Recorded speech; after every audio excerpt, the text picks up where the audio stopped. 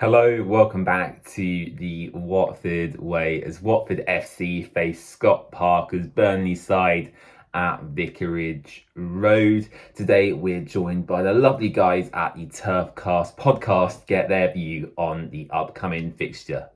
Yes, hello guys, Joe Redman here, Burnley fan and podcaster from the Burnley Football Club unofficial fan podcast, Turfcast and YouTube channel.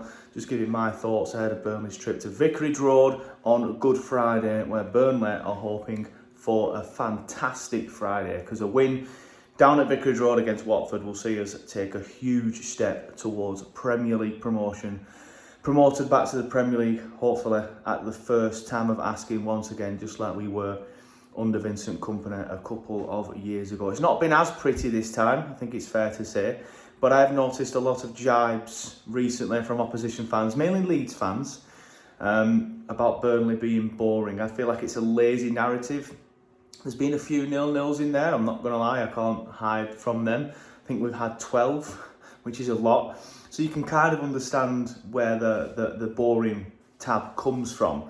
But Burnley have scored the same amount of goals as Sheffield United and Sunderland. I don't see anybody calling Sunderland especially boring. People think Sunderland are a free-flowing, attacking football team who are quite entertaining to watch, yet they've only scored the same amount of goals as boring Burnley. So I've seen a few Watford fans sort of like predicting a 0-0 because they feel like Burnley are boring, and a 0-0 is our most common scoreline. And although we did draw 0-0 at Derby County recently, the 0-0s don't tend to be as often as they used to be. And in fairness, the 0-0s aren't because of Burnley shutting up shop. It was against Leeds, that's the one occasion this season.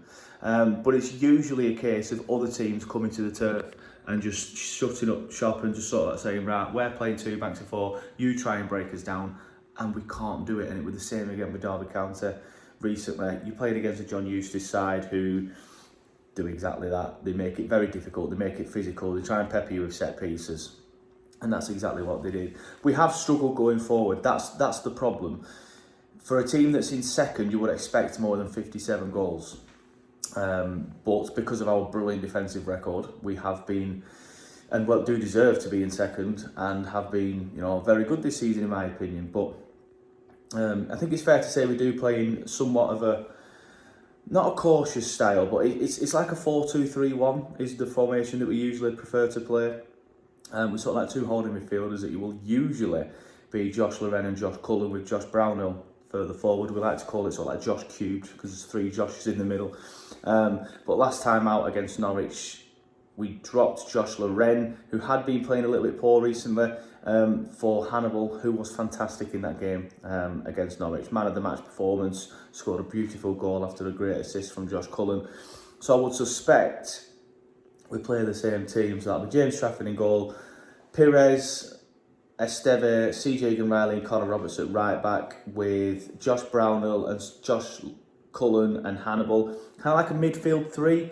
It's not as rigid as what it is when Josh Loren's in there. When Josh Loren's in there, it's like a double pivot of Loren and Cullen.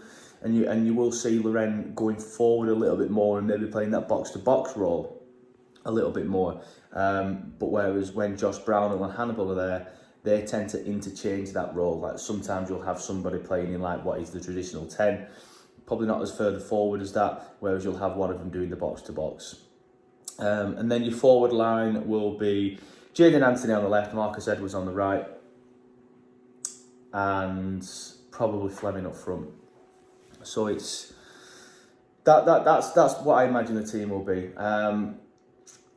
The only change and the only thing that I feel like I could have got wrong is, like I said, Josh Loren could potentially play in the middle, in the double pivot rather than Hannibal. But with Hannibal playing so well against Norwich, I'd be surprised if he's dropped for this game. But yeah, looking forward to it. I'm going down to Vicarage Road.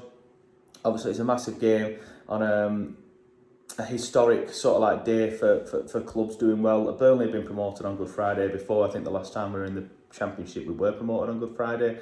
Or we've taken huge steps towards promotion on Good Friday. So fingers crossed we can do it again this season. Fingers crossed we can do it again this weekend. If we win our next 2, so if we win at Vicarage Road and then we beat Sheffield United at home on Easter Monday, then we will be in the Premier League no matter what. Thankfully, due to Plymouth beating Sheffield United recently, we have now the luxury, depending on how obviously the game at Vicarage Road goes, the luxury of affording to lose the game against Sheffield United at home.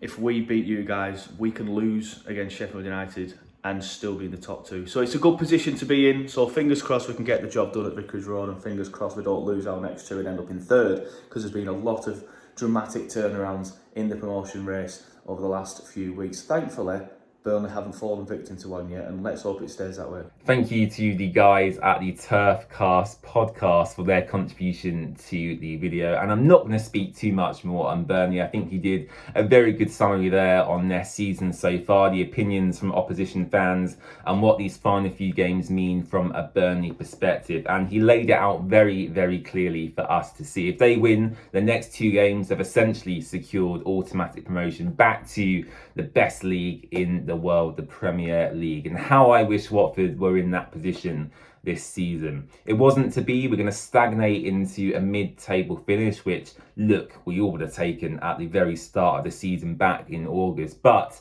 to get so close, just a few points away from the playoffs, for me, is gutting. Of course, naturally, as a football fan, we're all going to be disappointed. But we've had a lot of young players this season come into the club, grow, develop, and hopefully, if we can keep hold of enough of them in the summer, I'm talking about Loser, Vatter, Quadwo Bar, most importantly as well. Doumbia has come on leaps and bounds since he joined the club as well. If we can keep hold of the majority of that group and add to it further, I know Watford have been linked to Hector Cipriani from Peterborough, which I think that would be a fantastic signing for us to make. If we can add to the group that we have currently at the club, I think next season could potentially be the one where we get promotion. But that's way too far ahead. Let's stay in the here and now. Burnley are visiting Vicarage Road this weekend. Scott Parker's side, as he alluded to there in his preview, have been accused of being one of the more boring sides in the Championship this season. And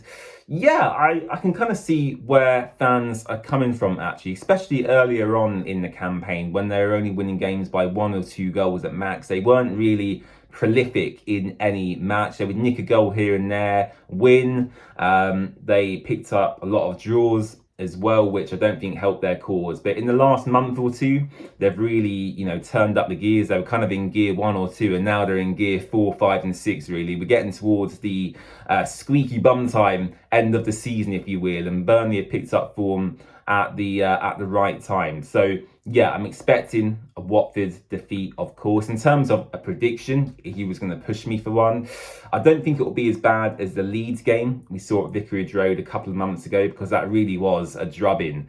But I do feel it could be a defeat on the heavier side. So I'm going to go for a 4-1 defeat at Vicarage Road. But Mamadou Doumbia to pick up his second goal of the campaign, I think that would be nice to have as a consolation goal. And look, Burnley, as do Leeds and Sheffield United, all three sides deserve Premier League promotion, but only 2 of them are going to go up in the automatic spots. And I thought Leeds were nailed on for the title, but they've completely dropped up. Ilian Meslier in the Leeds goal. Goodness gracious me, I've never seen such a worse goalkeeper in my life for a promotion chasing side. He really is. I mean, he is so poor. He really is. Some of the mistakes I've seen on social media are abhorrent, really, for a goalkeeper who's chasing promotion. But yeah, we're not talking about Leeds, we're talking about Burnley. In terms of Watford team news, Quadwo Bar, Georgie Shapatatse, they're of course both still unavailable until the end of our season. And you have to say, if Quadwo Bar had stayed free of injury for the entire campaign, I think Watford would be right up there in the top 6 positions. Georgie Shapatatse, Tom Cleverley said, was more of an overload issue where he's just played too many games for club and country, hence why he's going to see out the rest of the season from the sidelines. And also Watford will probably want to protect their highest valued asset for the summer transfer window. Georgie Shapatatse, out of all the players at the club, is the most nailed on to leave for a big move in that summer window. If I was to value him, I'd say between 15 and 20 million would be a fantastic fee for Watford to get. More realistically, I reckon between about 10 and 15 with add-ons is probably what we'll achieve. Kevin Caben has come back from injury in the last few days. Tom Cleverley confirming to Andrew French of the Watford Observer that he's back for the Easter weekend fixtures. I wouldn't expect him to start on Friday. I would say James Abankwah and Matty Pollock are probably the most likely centre-back pairing we're going to see. But to have another player back in that centre-back position that isn't Francisco Sierralta, for me, is a real positive. Yasser Larouchi is still out injured, our backup left back, so expect Caleb Wiley to start again in that position. And other than that, I believe we have a clean bill of health. I think what I want to see in these final couple of games, as we have nothing to play for, is some more academy players getting some minutes on the pitch. And rather than giving them 5 to 10 minutes at the end of games, why not give them, an entire half of football, half an hour here and there, see what they're about. And maybe one or two of them can be part of the first team squad next season. So looking forward to the game. I always enjoy it when the best teams come to Vicarage Road. Unfortunately, though, I do feel it's going to be a defeat. So let me know your score predictions in the comments section below. Don't forget to subscribe to the Watford Way and follow us across all social platforms. We're on TikTok, Twitter, Facebook, Instagram, and of course here on YouTube as well. Apart from that, I'll see you guys for our match reaction on Friday afternoon. Bye-bye.